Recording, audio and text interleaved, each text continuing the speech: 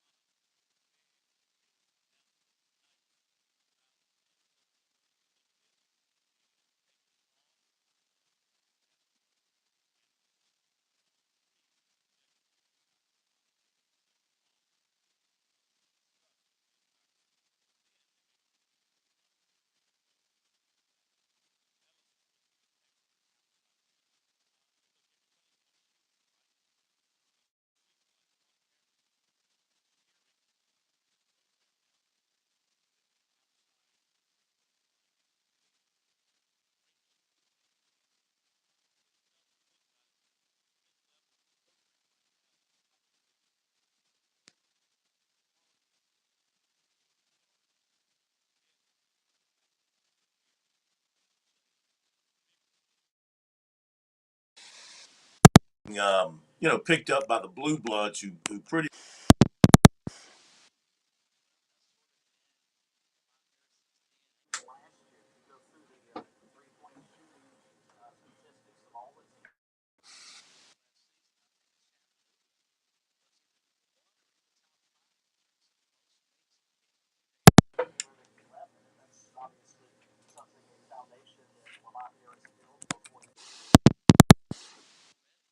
Three ball games, even the VMI game, they didn't shoot it all that well, but they looked like a much better shooting team. We always heard this one knock on Frank Martin. I think we always heard him say at the beginning of the year, "I've got the best shooting team I've ever had." And then they go out and shoot, 38% most of the season. You wonder, well, what did he see that didn't translate to the floor?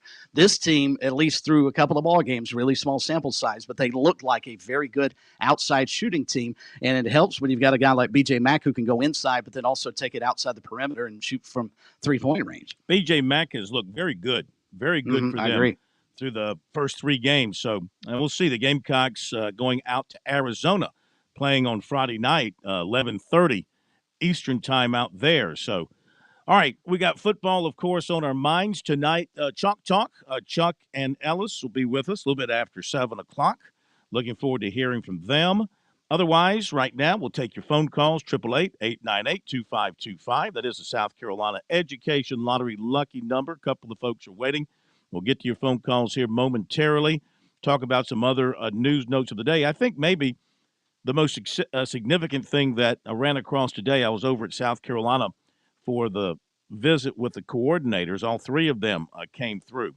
Dowell Loggins, the offensive coordinator, was, of course, asked about the opening at Arkansas, and I thought he kind of gave a non-denial, not even a denial.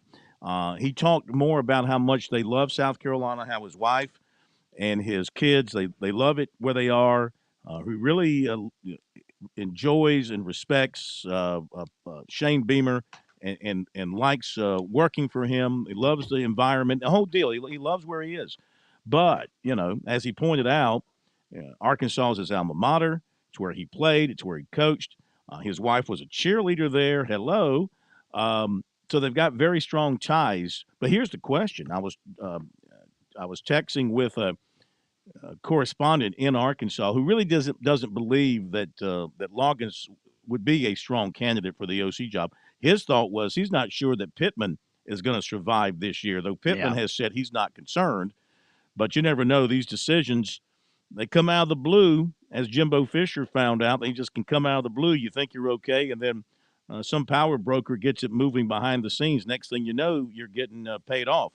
So the information I got from my contact out there was he did not think that even if Pittman is there and the OC job is open and Pittman is looking, he did not believe that Loggins would be a strong candidate for the job. So the point is, Loggins said today that he really likes South Carolina. He loves working with the players. He didn't come out and say, I guess maybe you don't do this, but he didn't come out and flat out say, hey, look, I'm not going anywhere. I'm staying here. Don't even worry about that kind of stuff, which kind of left his explanation open for a little bit of interpretation. Yeah, I guess. Shane Beamer came out yesterday, and I thought some of his comments were pretty stern to his assistants. They better not be looking at other jobs right now. They better be worried about Kentucky. And I think that was probably in the back of Dowell's mind. He had to know he was going to be asked that today when he met with the media. But, the one thing you don't want to do, that's why Shane Beamer, I think it was easier for him to deny and say, I have no interest in Mississippi State, despite the fact I met my wife there. I coached there. We've got a great relationship with the AD. I love Starkville, that type of thing. But this is my dream job. He didn't go to school at Mississippi State. The one thing about Dowell Loggins, that's his alma mater. You don't want to come out and immediately say, well, I don't want that job. Because even if you don't want that job, what does that say to other OCs around the country who Arkansas may be looking for? If a guy who went to school there and played there and coached there doesn't want to go back to Arkansas, what's going on with that program? So maybe the easiest thing for him to do is say, I'm happy here at South Carolina. I'm worried about Kentucky and sort of leave it at that. Yeah. Well, we'll see what happens moving forward. Again, Shane Beamer, if the Gamecocks end up losing one or both of these final games, there'll be intense scrutiny about the staff, especially on the defensive side. Will he stick with what he's got there? I think that he will. I think that Clayton White was his original hire as defensive coordinator. Obviously, they have a strong relationship, and he sees some things there that he likes and believes they can build on. I think he also understands the personnel losses that they suffered in the offseason were considerable, and Clayton White is working with the hand that was dealt him. So I don't think anybody – you can talk about schemes, you can talk about strategies, and I think Clayton White has, for the most part, handled his business pretty well. It's about having the players out there making plays. Last year he could blitz and he could rely on 2 corners who could man cover and come up with interceptions and play good defense. They're not there now. Right. And also, the safety play has maybe not been as good as it was last year when those two guys broke in on the scene. They've got to pick it up a little bit more. You got to get with Torian Gray on that and try to understand why those safeties aren't playing as well as, at least that's how it's perceived, not playing as well as they did last year. I don't think that you make a change for the sake of making a change. If you like a guy, if you personally like him, he fits your culture, he's done all the other things, maybe the unit's not performing as well as you would hoped, but you live with that and you come back to battle another year and hope that you get better over there. I think continuity is still somewhat important in college coaching on these staffs. I know Gamecock fans hate to hear me say this, but I think one thing that Shane Beamer has done, and he's trying to do, and it's tough early to maintain some continuity, but again, mirror your program after what Clemson has done. Dabo Swinney, up until here recently, had the same staff year in and year out. You heard the same message year in and year out. The recruiting message was the same because it was by the same guys. And I think that's a good reason. Obviously, the players on the field was the most important, but I think that's a good reason why Clemson has been so good for so long, because they had continuity on the staff. And if you want to look at maybe a little bit of the bloom falling off the rose a touch, is they've lost their top defensive coordinator in Brent Venables. They lost their OC in Tony Elliott. They've had some shakeup on that staff here recently, and maybe that's part of the reason that Clemson has struggled a little bit here the past couple of years to their standards. There's still a lot of teams around the country that would love to be in Clemson's shoes here the past 2 years. All right, phone number 888-898-2525. South Carolina Education Lottery lucky number. We'll get to your phone calls here in just a moment. To pass on a couple of other things. Of course, the transfer portal, John, is starting to heat up. Mississippi State running back Simeon Price has entered the portal, John. This according to On3. By the way, On3's number one portal guy, Matt Lentz, he's in the portal. He's transferring to 24/7. So good luck there. So now 24/7 has got the King Flusher of the portal, John, on their side. Deshaun Watson's going to have season-ending surgery on a broken bone in his throwing shoulder. The Browns announced today. Big blow for him, big blow for the Browns. Of course, he's making a ton of money since signing with the Browns. The Browns have paid him $92 million. He's played in a combined 12 games over 2 seasons, or on average, $7.7 million per game. And Phil, that whole thing all season long from the Browns has just been head scratching. It's been very strange. It was initially reported, 6 weeks ago now, give or take, that Deshaun Watson had a bruised, something in his shoulder was just bruised. Sternum? Bruise. No, it was his rotator cuff. Mm-hmm. But then the Browns' official statement was that team doctors had cleared Deshaun Watson to play, but that Deshaun Watson did not feel right in pregame warmups and elected not to play. So it almost seemed like the team throwing the player under the bus. Then the player came out saying, look, doctors told me I was not cleared to play. So you were conflicting reports from differing doctors, which I guess isn't that unheard of. But then with this, Deshaun Watson, after the game, was seen in a boot this past weekend after the Ravens game.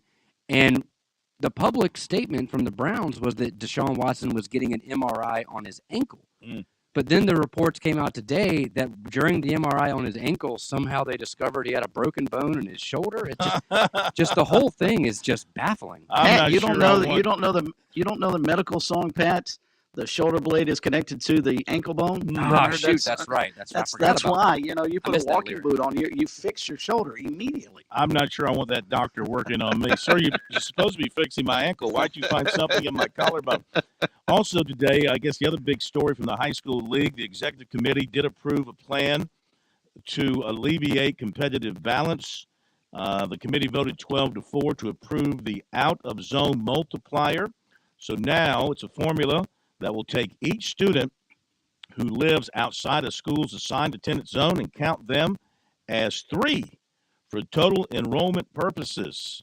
So such a move is expected to inflate a school's official enrollment figure and raise that school up a level or 2 in class for athletics. I'm reading the story here by Lou Bajak from the state. This decision to add a multiplier largely in response to fair play concerns in the state's Class A, Class 2A classes.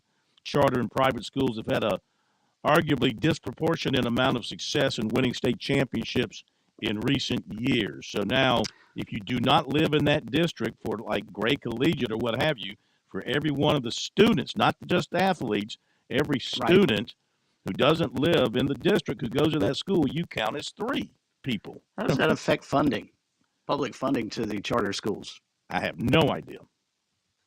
Because we all obviously we all look at it from an athletic realm, but this may actually, if schools get a little bit more tax dollars because of the size of their school, may actually benefit a Gray Collegiate, an Oceanside Collegiate, Legacy Charter, whatever the case may be, because instead of looking at a 200 student body enrollment, maybe they're up to 600 or 700 students because of the multiplier. Or is the multiplier only used by the high school league? I would say it's just a sports thing. I don't think you could provide a mythical number to get more financial support, because you don't actually have that number. I think it's just an athletic thing, if you ask me.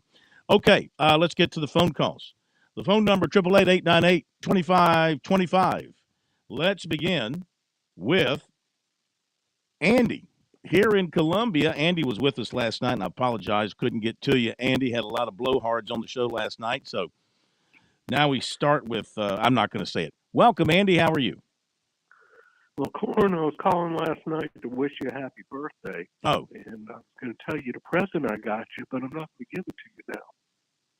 I actually had you set up to get one of them fancy cocky pictures done at the Coliseum, at the LA. Were you going to pay the $15?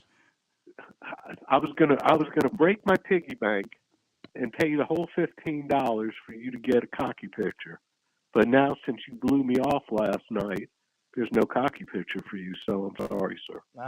I'll have to find another suitor to take me down to the baseline and pay the $15, or maybe we can get the family photo for $50. Let's get a people together for family. We get one for $50.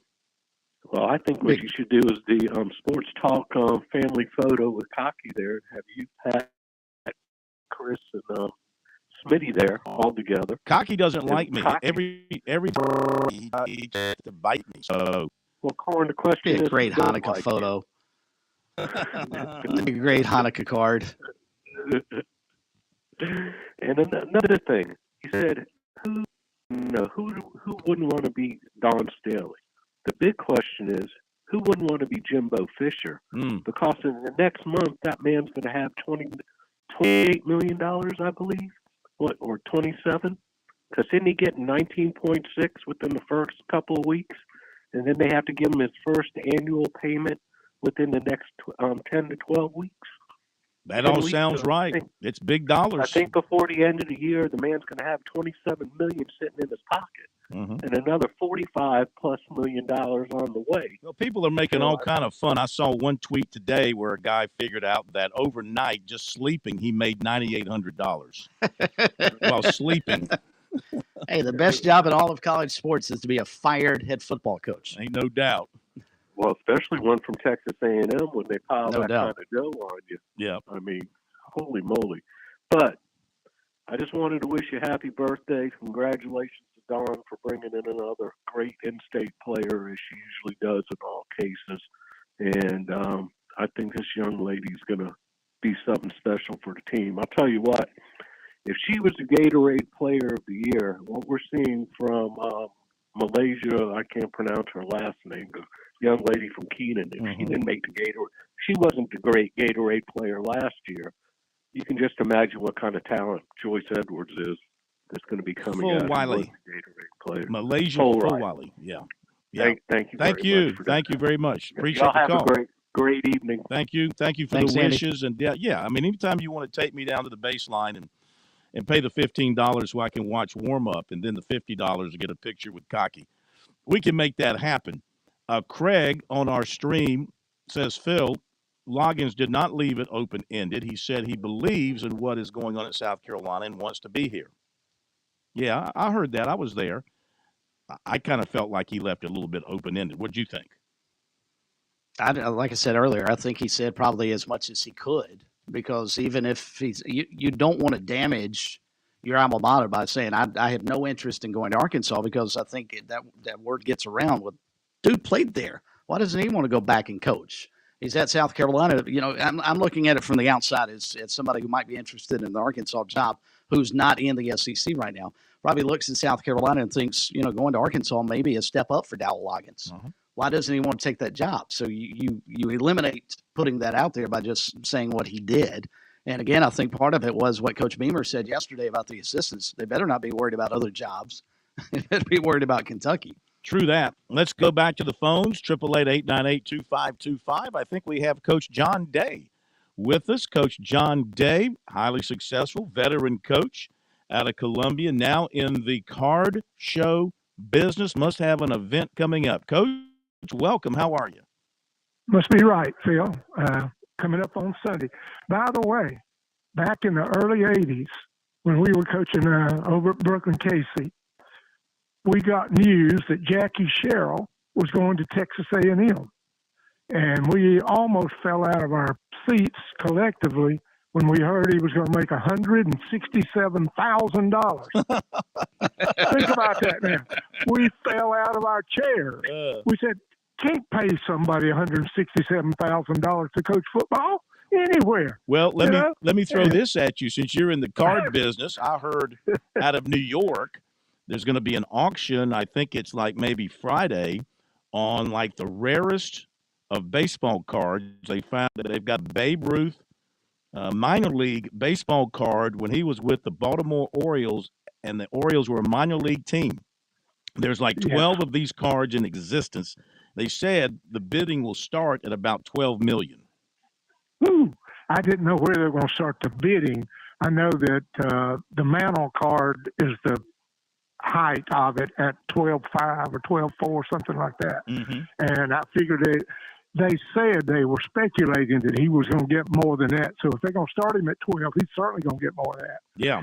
I didn't know that. I didn't realize where they were going to start the bidding. Yeah, I think I'm right on that. Maybe it was either start at 12 or maybe they were saying they think it could go for 12. I heard they thought he could get it in that range, but it could be that they're starting that field. I'm not sure. Yeah. I didn't read the final on it, but Yes, the card business can be really good, especially at the upper level, as can the football coaching business be good at the upper level. This is true. You know, when you get the kind of money Jimbo's getting, that's a start. But I remember that Jackie Sherrill business, and we thought that was most unbelievable that he would get $167,000 to coach. Now that's lunch money for these guys. What you got on your card show coming up?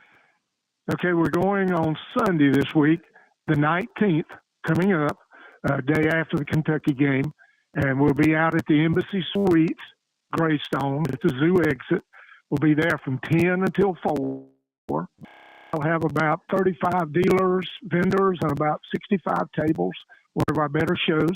And we're going to try to spruce it up. I'm going to try to spruce it up a little bit with some Clemson, Carolina memorabilia. And I've got one or two guys who are going to bring some with them.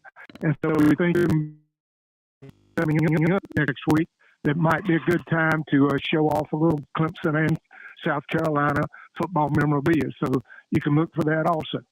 Parking is free as always, as is the admission. No admission price, free parking. So we look to have a nice crowd. Excellent. Good luck to you. Keep in touch. It's always fun hearing from you. Thank you, Phil. Thank you. To you later, buddy. Yes, sir. Yes, sir.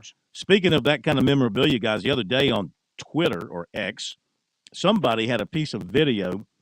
I think it came from Andy Safran in Columbia, who's a huge memorabilia collector from the Gamecock side. He had video from back in the 1970s of Mickey Mantle speaking to a group of USC baseball players on a visit for Bobby Richardson when Richardson was the coach. That. Did you I see saw that over the weekend? Yes, I did. And he was teaching them how to drag bunt.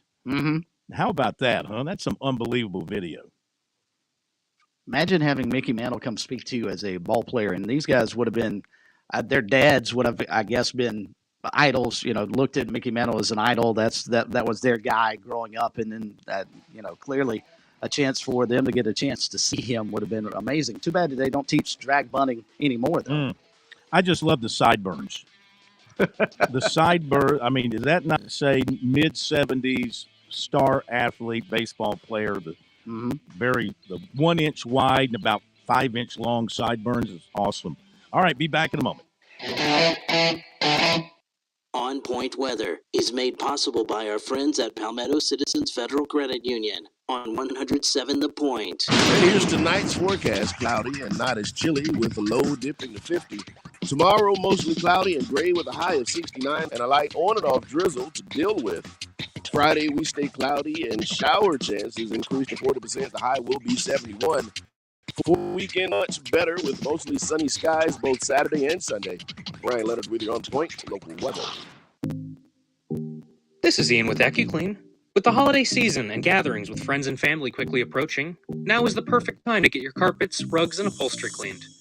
AccuClean is a veteran-owned and local carpet cleaning company located in the Midlands for over 20 years. Call AccuClean today at 803-957-1202 to make sure your carpets are refreshed this holiday season. Once again, that's AccuClean at 803-957-1202. We hope to see you soon.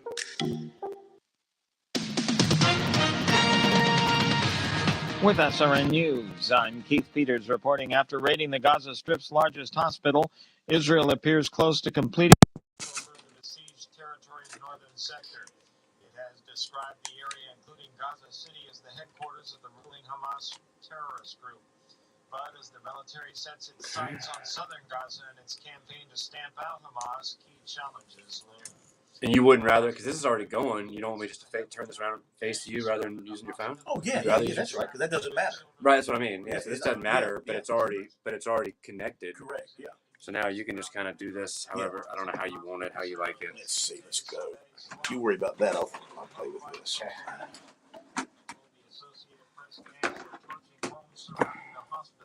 Does this bother you if this is there? No, not at all. What's up, Chris? Sorry if you were talking, I didn't have you turned up. No, I'm good. We're trying to get our feed here. Trying something else to try to clean up the audio. Okay. All right, so now I got this big thing looking at me. That's gonna be scary. Actually, that's not too bad. Oh, you need to mute yourself on there now. Yeah.